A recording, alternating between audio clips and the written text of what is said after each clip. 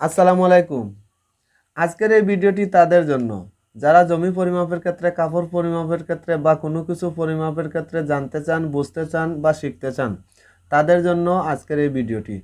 তো আমরা বিভিন্ন ইউনিট ব্যবহার করে থাকি, যেমন জমি পরিমাপের ক্ষেত্রে শতক, কাঠা বা বিঘা ইউজ করি, অথবা কাপড় পরিমাপের ক্ষেত্রে গজ, ইঞ্চি ইউজ করি, অথবা জমি পরিমাপের ক্ষেত্রে ফুট, ইঞ্চি ব্যবহার করে থাকি এবং জমির হিসাব করতে গেলে বর্গ ফুট, বর্গ ইঞ্চি এবং বর্গ গজ ইউজ করি, অথবা হাত এবং বর্গ হাত ইউজ করে থাকি। তো চলুন বন্ধুরা, কিভাবে শেখা যায় আজকে আমরা এগুলো নিয়ে আলোচনা করব। তো চলুন প্রথমে আমরা দেখব 1 শতক জমি কতটুকু। যেমন 1 শতক জমি হচ্ছে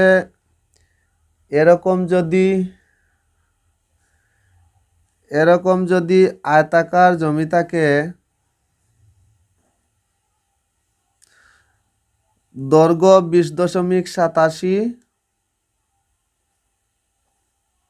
এবং প্রস্থ যদি হয় 20.87, তাহলে এই দৈর্ঘ্য প্রস্থ গুণ করলে আমরা পাবো 435.6 বর্গফুট।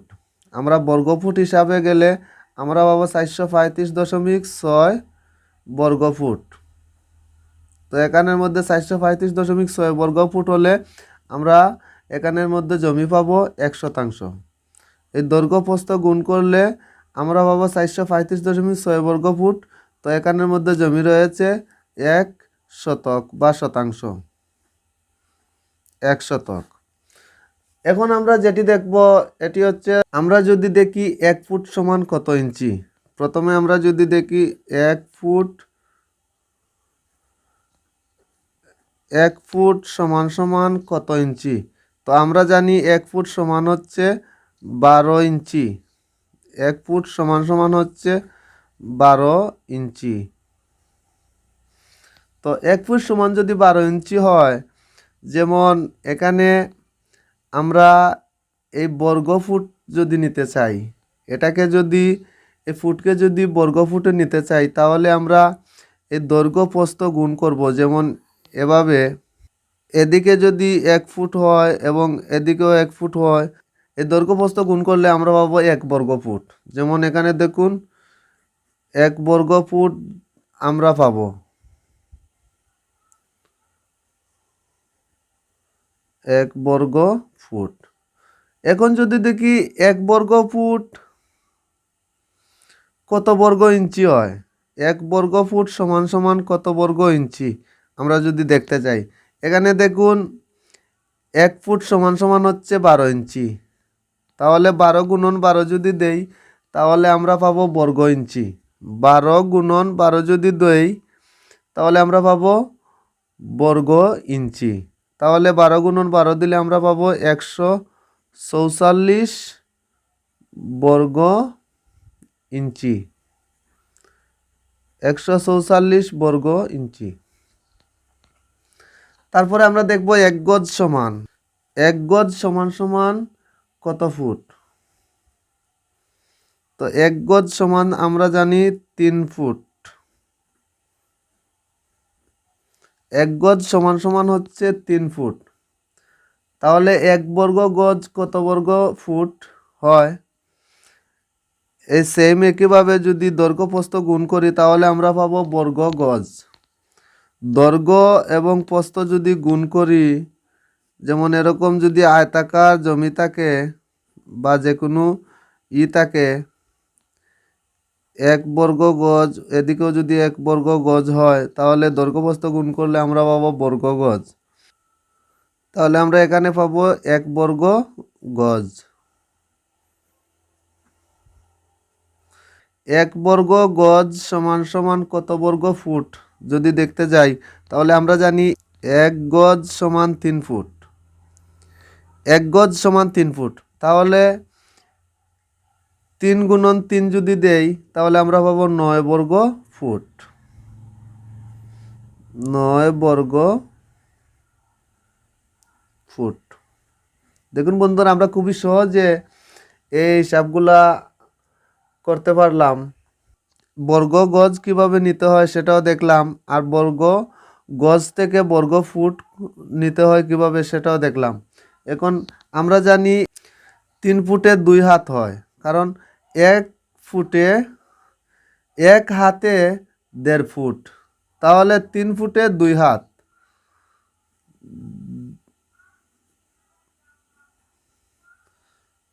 2 হাত, 3 ফুটে 2 হাত হয়। তো এই বর্গ ফুটকে যদি আমরা দেখি 3 ফুটে 2 হাত যদি হয়, তো এটাকে বর্গ ফুটে নিতে চাইলে আমরা পাবো 4 বর্গ হাত, 4 বর্গ হাত পাবো। তো এই বর্গ হাতকে কিন্তু 4 বর্গ হাতকে আরেকটি নাম রয়েছে, এটাকে বলে গন্ডা। 4 বর্গ হাতকে গন্ডাও বলে থাকে কোথাও। তো এখানে দেখুন 3 ফুটে 2 হাত হয়, আমরা জানি 3 ফুটে 2 হাত হয়।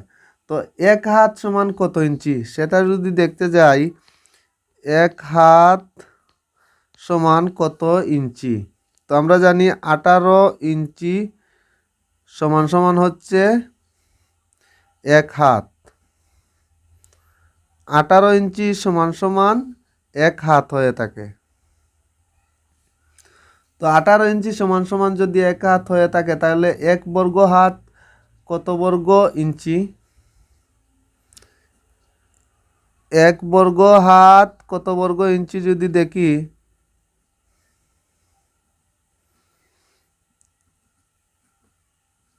1 বর্গ হাত সমান সমান কত বর্গ ইঞ্চি?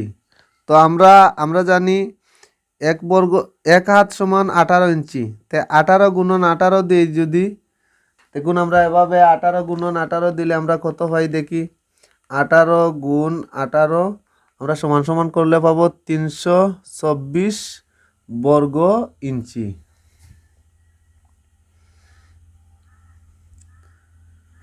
324 বর্গ ইঞ্চি।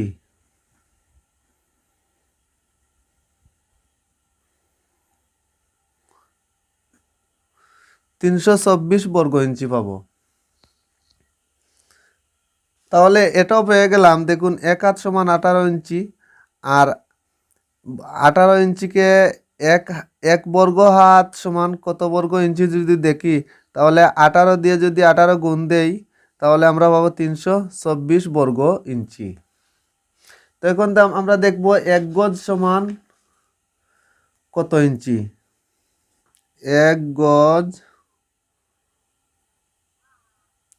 গজ সমান সমান কত ইঞ্চি? তাহলে আমরা জানি 1 গজ সমান হচ্ছে 3 ফুট। 1 গজ সমান, এই যে দেখুন 1 গজ সমান 3 ফুট, তাহলে 3 × 36 ইঞ্চি। 3 × 36 ইঞ্চি।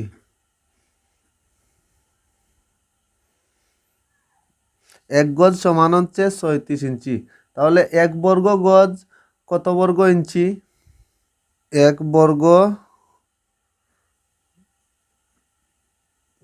বর্গ গজ সমান সমান কত বর্গ ইঞ্চি? আমরা যদি দেখি 1 বর্গ গজ সমান সমান কত বর্গ ইঞ্চি, তাহলে 36 গুণ, এই যে দেখুন 1 গজ সমান 36 ইঞ্চি, তাহলে 36 গুণ 36 যদি দেই, এই যে দেখুন 1296 বর্গ ইঞ্চি। আমরা পাবো 1296 বর্গ ইঞ্চি।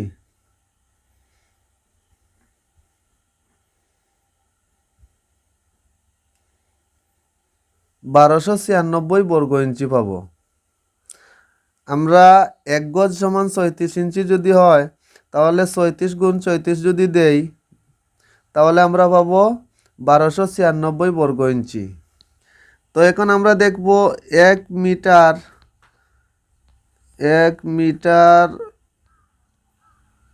1 মিটার সমান সমান কত ইঞ্চি? আমরা যদি এখন দেখি 1 মিটার সমান সমান কত ইঞ্চি, তো আমরা জানি 1 মিটার সমান সমান হচ্ছে 39.37 ইঞ্চি।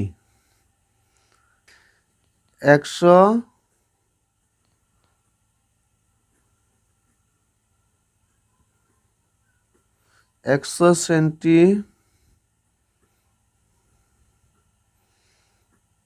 সেন্টিমিটার সমান সমান হচ্ছে 39.37। 100 সেন্টিমিটার সমান সমান হচ্ছে 39.37। তাহলে 1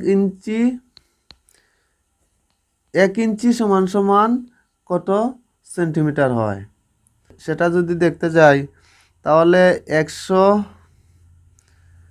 100 ভাগ দিব 39.37 দিয়ে, তাহলে আমরা সমান সমান করলে পাবো সেন্টিমিটার।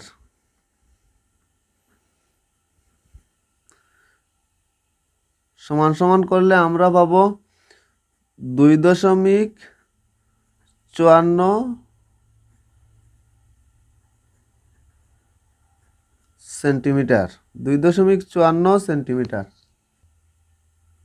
তাহলে 1 বর্গ ইঞ্চি সমান সমান কত হবে সেটা যদি দেখি, তাহলে আমরা জানি 2.54, এই যে 2.54, এটাকে স্কোয়ার করব। স্কোয়ার করলে আমরা পাবো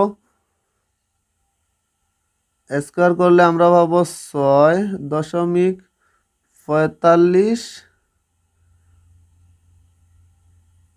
বর্গ 6.45 বর্গ সেন্টিমিটার।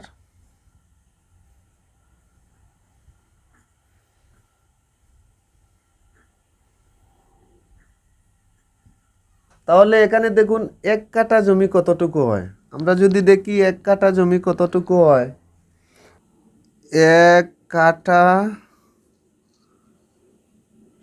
1 কাঠা সমান সমান হচ্ছে 80 বর্গ গজ।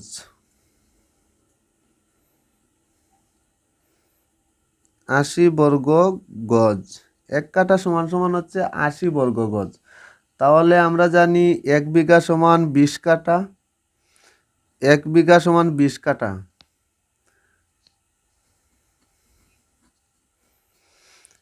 আমরা জানি 1 বিঘা সমান 1 বিঘা সমান সমান হচ্ছে 20 কাঠা। তাহলে এ 80-কে 20 দিয়ে যদি গুণ দেই, 80-কে 20 দিয়ে গুণ দিলে আমরা পাবো 1600 বর্গ গজ। 1600 বর্গ গজ। তাহলে 1 বিঘা জমি হচ্ছে 1600 বর্গ গজ। এরকম যদি হয়, এদিকে দৈর্ঘ্য এবং প্রস্থ যদি হয় 40 গজ,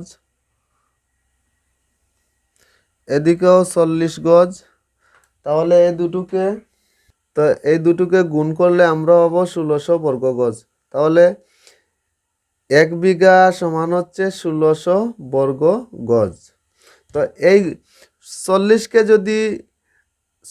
যদি এই গজকে যদি ফুটে নিতে চান, তাহলে আমরা জানি 1 গজ সমান হচ্ছে 3 ফুট। তাহলে এই 40কে 3 দিয়ে যদি গুণ দেন, 40 গুণ 3, তাহলে আমরা পাবো 120 ফুট। দৈর্ঘ্য হচ্ছে ফুট হিসাবে গেলে 120 ফুট লম্বা, এবং এদিকেও যদি হয়, এদিকেও সেম একইভাবে পাবো 120 ফুট। তাহলে এই গজ থেকে ফুটে কিভাবে নিতে হয় সেটাও দেখালাম, এবং গজ থেকে বর্গ গজ কিভাবে নিতে হয় সেটাও দেখালাম। তাহলে আজকে খুবই সহজে আপনাদেরকে এই হিসাবগুলা দেখাতে পারলাম। তো আজকে এই পর্যন্তই বন্ধুরা, আল্লাহ হাফিজ।